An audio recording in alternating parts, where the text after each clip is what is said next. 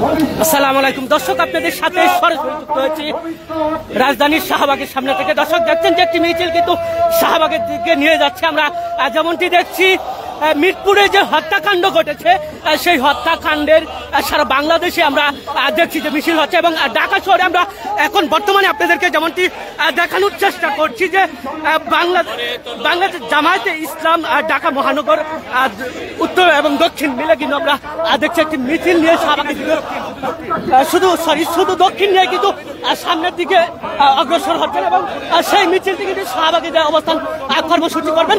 এখানে আমরা যেমনটি দেখতে পাচ্ছি যে এই মিছিলে আমরা যেমনটি দেখছি যে আপনাদেরকে সরাসরি দেখানোর চেষ্টা করছি। দর্শক দেখতে থাকুন, জানতে থাকুন।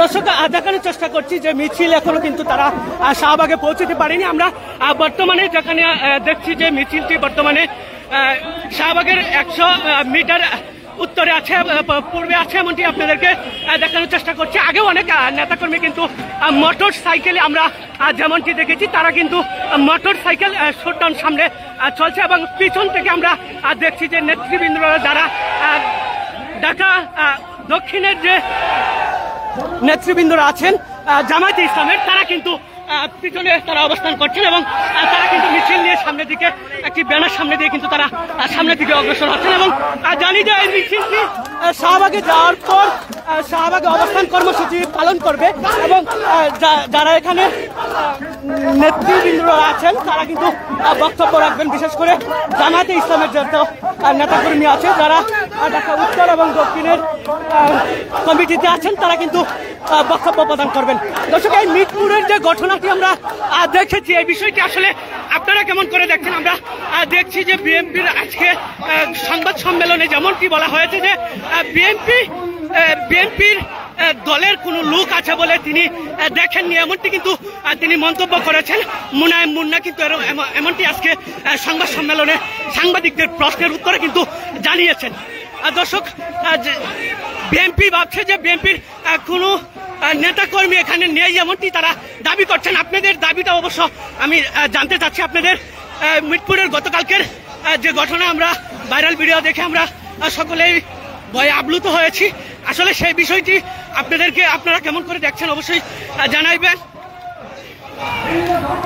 জামায়াতের মিছিল বিশাল আকারে মিছিল নিয়ে যাচ্ছে, এবং সমস্ত দলেই কিন্তু মিছিল করছে। আমরা যেমনটি দেখছি ঢাকা, শাহবাগ, পল্টনে সব জায়গাতে কিন্তু মিটিং মিরপুরেও হচ্ছে, সব জায়গায় হচ্ছে। কিন্তু দেশের যে একটা পরিস্থিতি তারা সৃষ্টি করেছেন, এবং যারা এই দেশের মধ্যে আমরা দেখেছি চাঁদাবাজের জন্য দান দিতে হয়, এরকম দেশে আমরা বসবাস করি। দর্শক, আসলে এই বিষয়টি বিবেচনায় এনে তারা হয়তো বা তাদের দুইজনকে বহিষ্কার করেছে। তারা তারপরেও এটা স্বীকার করেনি যে তাদের কোনো সাংগঠনিক লোকজন এখানে উপস্থিত ছিল, এমনটি আজকে কিন্তু তারা সংবাদ সম্মেলনে জানিয়েছেন মুনায়েম মুন্না।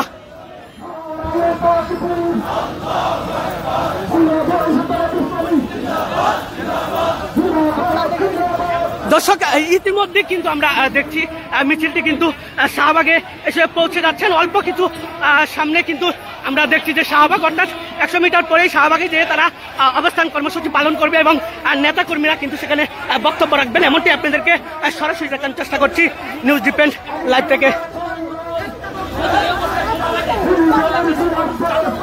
দর্শক, বিশাল কিন্তু একটি মিছিল নিয়ে তারা সামনের দিকে অগ্রসর হয়েছেন, এবং দীর্ঘ পথ তারা পাড়ি দিয়ে শাহবাগে পৌঁছে যাচ্ছেন, এমনটি আপনাদেরকে সরাসরি দেখানোর চেষ্টা করছি।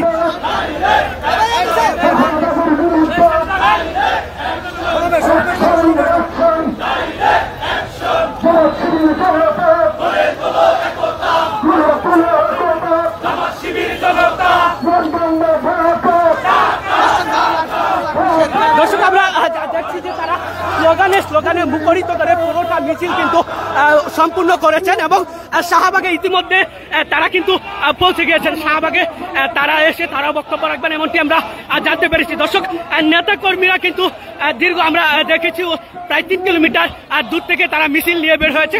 আপনারা জানেন যে মিরপুরের যে ঘটনাটি ঘটেছে সেই ঘটনার পরিপ্রেক্ষিতে সমস্ত রাজনৈতিক দলেই কিন্তু মতামত ব্যক্ত করেছে, কিন্তু কিন্তু এই ঘটনার সুষ্ঠু রহস্য আসলে খুঁজে পাওয়া যায় কিনা সেটাই সন্দেহভাজন আমি মনে করছি।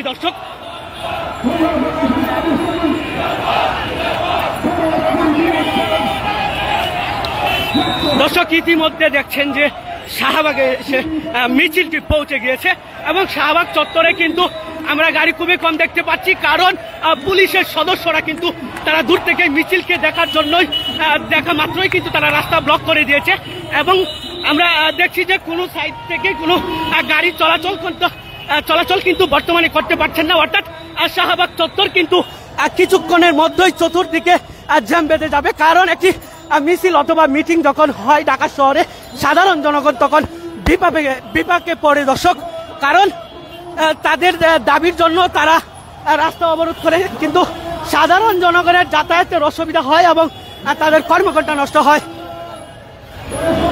দর্শক দেখছেন মিছিল কিন্তু পুরো শাহবাগ চত্বর কিন্তু তারা ব্লকেট কর্মসূচি পালন করবে এবং ব্লকেট কর্মসূচি তারা চতুর্দিক থেকে গাড়ি বন্ধ করে দিয়ে কিছুক্ষণের জন্য কিন্তু তারা এখানে নেতৃবৃন্দরা বক্তব্য দিবেন। আমরা বর্তমানে দর্শক যেমনটি দেখছি যে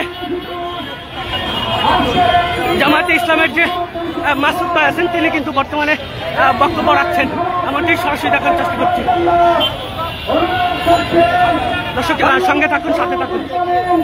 ঢাকা মহানগরে আয়োজিত আজকের এই বিক্ষোভ সমাবেশের সংগ্রামী সভাপতি জননেতা নুরুল ইসলাম বলবো।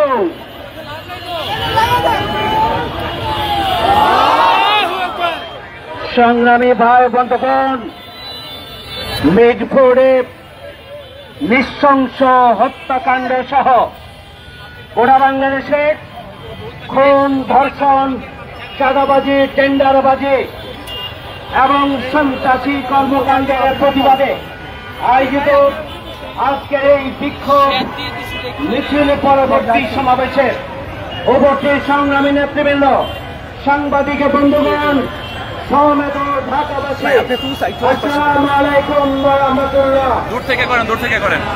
5 আগস্টের গণঅভ্যুত্থানের পরে আমরা যে নতুন বাংলাদেশ পেয়েছি, সেই বাংলাদেশে শান্তির সাথে, স্বস্তির সাথে, স্বাভাবিকভাবে আমরা জীবন এবং সম্মান নিয়ে বসবাস করব, সেটি ছিল আমাদের শহীদদের আকাঙ্ক্ষা।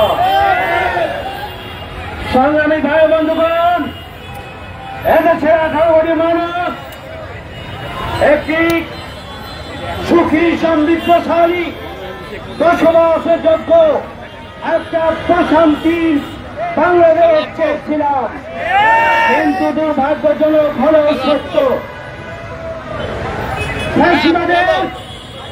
ওই প্রদর্শনী নতুন বাংলাদেশের এটি অত্যন্ত দুর্ভাগ্যজনক এদেশের 18 কোটি মানুষের জন্য। আমরা আশা করি নাই দীর্ঘ 17.5 বছরে আন্দোলনের সংগ্রামে যারা ভূমিকা পালন করেছেন, সেই ভূমিকা পালনকারী একটি দলের সন্ত্রাসী এবং খুনিদের তৎপরতায় গোটা বাংলাদেশ বসবাসের অযোগ্য হয়ে যাবে, এটি আমরা কল্পনাও করি না। আমরা এই পরিস্থিতি দেখতে চাই না। আমরা সরকারের কাছে দাবি জানাতে চাই, খুনির পরিচয় যাই হোক না কেন, খুনির যত বড় দলের কর্মী হোক না কেন, এই খুনিদেরকে অবিলম্বে পাকড়াও করে বিচারের আওতায় এনে বিচার নিশ্চিত করতে হবে। আমরা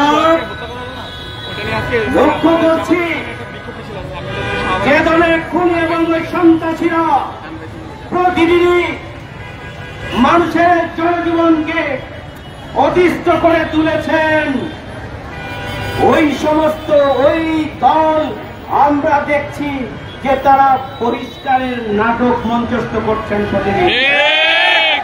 বহিষ্কারের নামে মূলত জনগণের সাথে প্রতারণা করা হচ্ছে। ওই দল খুনি এবং সন্ত্রাসীদেরকে লালন পালন করছেন। 17.5 বছরে তারা খাওয়ার সুযোগ পান নাই, তাদেরকে চাঁদাবাজি সন্ত্রাসী কর্মকাণ্ডের মাধ্যমে লুটতরাজ এবং দুর্নীতি করার সুযোগ দিয়েছেন। যার কারণে একের পর এক গোটা বাংলাদেশে এই ধরনের অস্থিতিশীল পরিস্থিতি তৈরি করা হচ্ছে। প্রতিদিনই মানুষ খুন হচ্ছে, প্রতিদিনই সন্ত্রাস হচ্ছে, প্রতিদিনই ধর্ষণ হচ্ছে, প্রতিদিনই ওই দলের নিজ কর্মীদের হাতে কর্মীরা মারা যাচ্ছে।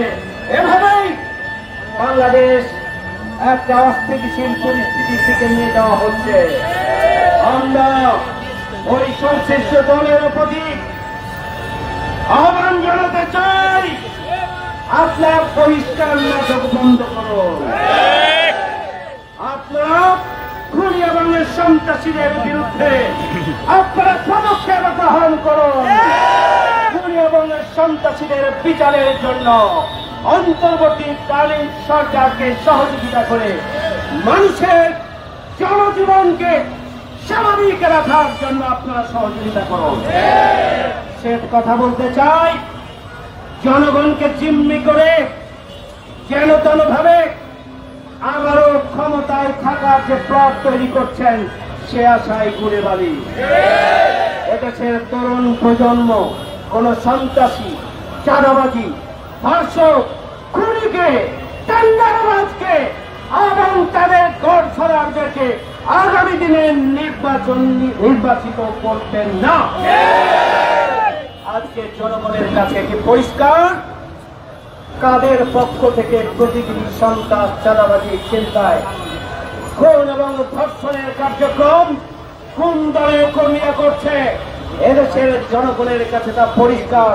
ইনশাআল্লাহ আগামী দিনে একটি সুষ্ঠু নির্বাচনে জনগণ ভোট দেওয়ার মধ্য দিয়ে এই অপশক্তিকে প্রতিহত করবে ইনশাআল্লাহ, এবং জনগণের সরকারকে তারা নির্বাচিত করে সুখী, সমৃদ্ধশালী নতুন বাংলাদেশের যে স্বপ্ন, সেই স্বপ্ন বাস্তবায়নে এদেশের জনগণ ঐতিহাসিক ভূমিকা পালন করবে, সেই প্রত্যাশা ব্যক্ত করে সবাইকে ধন্যবাদ জানিয়ে আমার কথা এখানে শেষ করছি। আমরা 7 দফা দাবি আদায়ের লক্ষ্যে স্বরাজ্য উদ্যানে 19শে জুলাই ঐতিহাসিক জাতীয় সমাবেশ অনুষ্ঠিত হবে। সেই জাতীয় সমাবেশকে সফল করার জন্য আমরা এমনভাবে ভূমিকা পালন করব, রাজধানী হবে আগামী দিনে জনগণের রাজধানী। রাজধানীকে জনসমুদ্রে পরিণত করে আমরা ইতিহাসে এক নজিরবিহীন গণজাগরণ তৈরি করবো ইনশাআল্লাহ, এবং এর মধ্য দিয়ে আগামী দিনে নতুন বাংলাদেশের ভিত্তি স্থাপিত হবে ইনশাআল্লাহ। সেই জন্য 19শে জুলাই সমাবেশকে সফল করার উদ্যত আহ্বান জানাচ্ছি। সবাইকে ধন্যবাদ। আল্লাহ হাফেজ। দর্শক, দেখা শেষ হয়েছে। আপনাদের দেখলেন যে আসলে বক্তব্য শেষে কিন্তু এখন মিছিলটি শেষ হয়েছে। যেমনটি আপনারা দেখেছিলেন, আসলে আপনারা অবশ্যই শেয়ারের মাধ্যমে শেয়ার করবেন এবং কমেন্টের মাধ্যমে জানাবেন যে বর্তমানে যে হত্যাকাণ্ড ঘটেছিল, সেই হত্যাকাণ্ডে সমস্ত রাজনৈতিক দলই কিন্তু আমরা দেখেছি মিছিল মিটিং করেছে। আসলে বিষয়টিকে স্পষ্ট করার জন্য আসলে কতটুকু উদ্যোগ নেওয়া হয় সেটি হচ্ছে জানার বিষয়, সেটি হচ্ছে দেখার বিষয়। দেখা যাক, আল্লাহ ভরসা কি হয়, দেখা যাক। ভালো থাকবেন, সকলেই সুস্থ থাকবেন। পরবর্তীতে আবারও যুক্ত করবো ইনশাআল্লাহ। এতক্ষণ যুক্ত থাকার জন্য ধন্যবাদ জানিয়ে শেষ করছি আজকের এই লাইভ।